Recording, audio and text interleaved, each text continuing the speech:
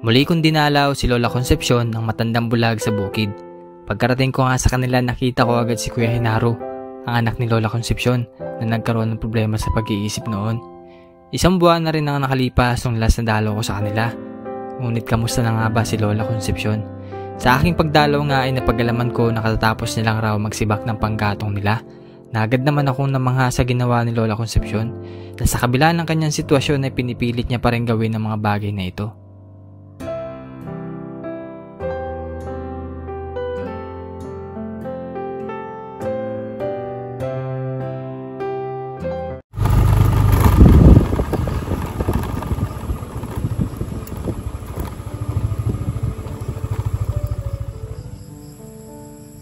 Tayo makilala ni Kuya Genaro.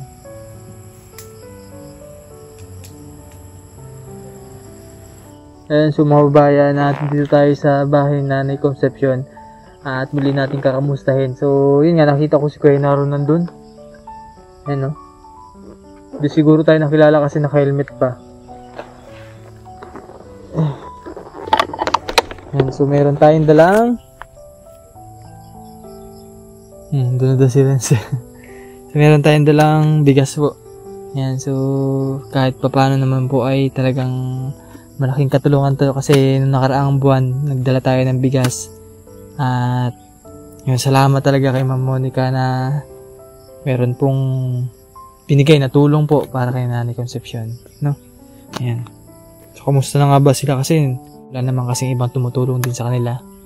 At kung minsan talaga si Nanay Concepcion ay nagpapahingi doon kay Kuya Genaro para may makain lang sila pag mga talagang dumarating sa punto na walang wala na.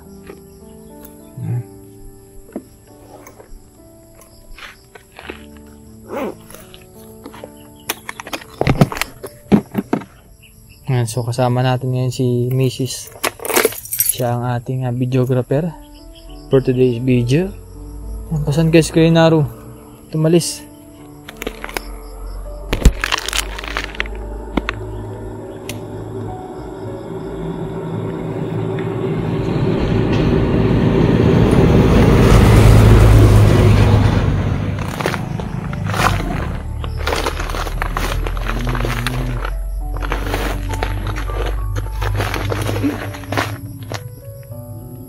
So tara po din kaya Nanay Concepcion.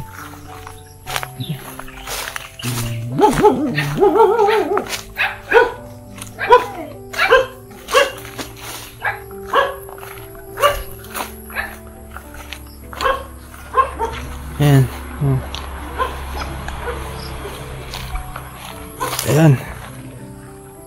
Eka. Hello, Nay. Kamusta? Kailangan ho. May dala po kami ngayon, Nay. Ay, salamat. Ay! Sige po, paano ano? Bota ninyo na. Parang si Kuya. Anong pangalan niyo, Kuya? Ninyo po. Ha? Ninyo. Anak po kayo ni Nanay? Hindi. Ako. Saan taga-saan po siya? Taga rito. Dumalaw Ako, Kuya. na. Apo. Hindi, dito natira. Apat kami dito. Ay, saan po siya galing? Ay, nung nagkuhan ng pagtrabaho na kaunti. Ay, ikaw ba yun nasa Laguna? Oo. Kakauwi mo lang, Kuya? Nung mga May 2 linggo na. 3 linggo na po. 3 linggo. Kamusta naman po ang pagtatrabaho sa Laguna? Ayos na ako. Ayos din. Nakatikim din ng ulam-ulam. So, meron na palang kahit pa paano ay Kahit pa paano ay nakaka-angat-angat ng kape. Nakakabili-bili ng kwan. Ay, sa ngayon po anong trabaho mo Kuya ninyo? Wala po. Pahinga. Pahinga muna ngayon. Gano'n ng palay. Di may katulong ka na Nanay sa ano din, no? Hindi ka na mahirapan. Nakaulam na ng iba, hindi na asin. Bitchin naman. Bitchin naman tuyo. Si Nanay. Ay, pag hindi ka nagpatawa, wala ay. Nanay po ay. Ay, Diyos, sayang ka. Ay, malungkot na nga na yung buhay. Malungkot pa, ano? Upo mo na, oh. Ay, kayo na. Wag na. Ay, sa hirap ng buhay. Malulungkot pa Nanay ay siya. Ay, siya, wala na. Mamamatay. Pag may stress na. Kasi ang katulad nga po nung kay Doc Wilong, di ba? ano siya, doktor na pero dahil sa stress, nagkasakit po siya. Kasakit. Talagang mahirap na Diretso rin. stress. No? Sabi nga, kahit doktor ay mamatay din. Kaya nga po, no? Kahit pare, ayun pa kayang mahirap. Kaya mahirap ang kalaban ng stress po, no? Hmm. Ay, balita nanay, meron pa kayong bigas. Meron pa namang bumili kami nung dumating yan.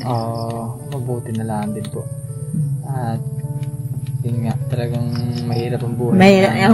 Huwag lang mawala yung bigas.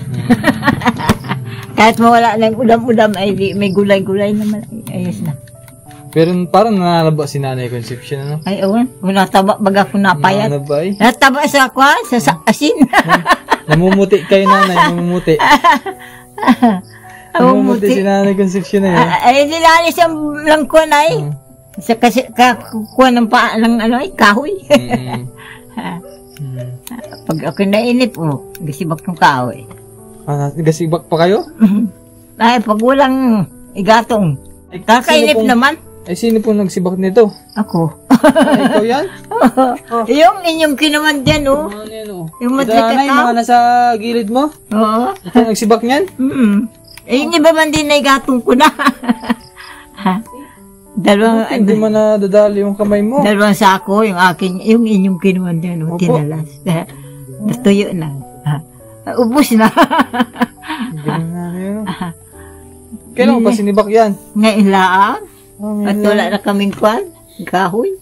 Inaano na namin yung gasol. Anong hirap pag yung mahal ng gasol. 1,000 na ang isang piraso. Sabi ko, kalahating kabang bigas na. Pero bago maubos naman po, ilang buwan naman po, Nanay? Kung minsan ay 2. 2 buwan. Tapos may rice May cooker kahoy. pa, no? Ayun, rice cooker ay minsan lang pag nag-uulan. Ang kuryente naman namin ay kaunti-unti naman.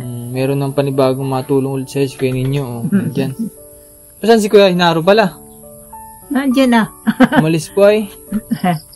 Parang may pinuntahan nata. Nandiyan na ay napareha sa mga pinsanan din.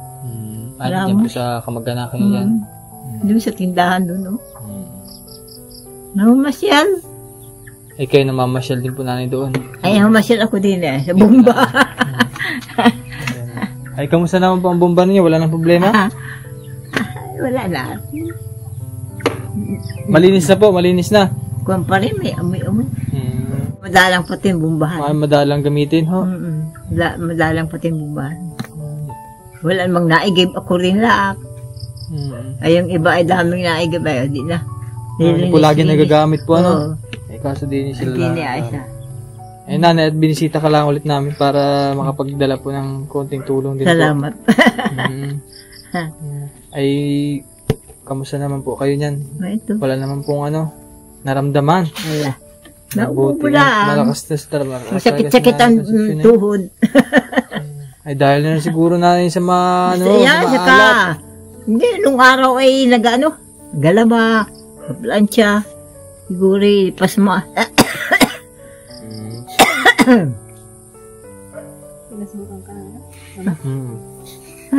Sino kasama mo?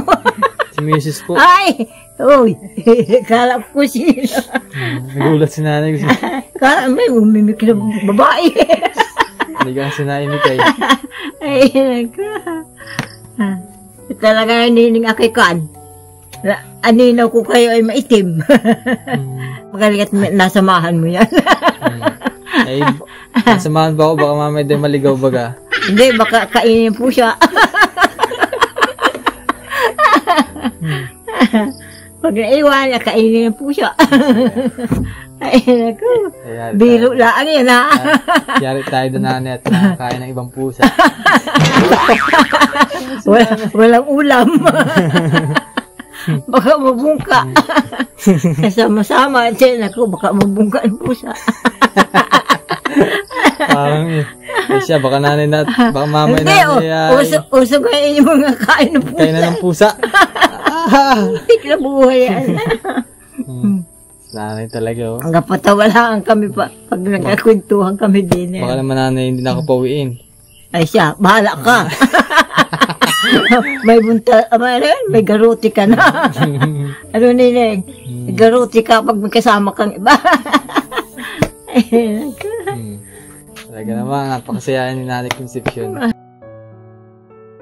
Binisita ko lang talaga si Nanay para may hatid din po yung binigay ni Ma'am Monica na tulong po para sa pangangailangan din po ni Nanay Concepcion. Ano po? At maraming salamat po kay Ma'am Monica at kay Ma'am Betty po. Yan. Nanay, may mensahe po kay Nanay? Ano po mensahe? Salamat sa nagbigay ng bigas. Salamat sa nagdala. Natulong sa amin. Salamat naman. May natulong sa amin. Kahit papaano. Makakaluwag-luwag po. Makakaluwag-luwag ng hinga. Sige. Hala ko siya. Ay, may kasama wali.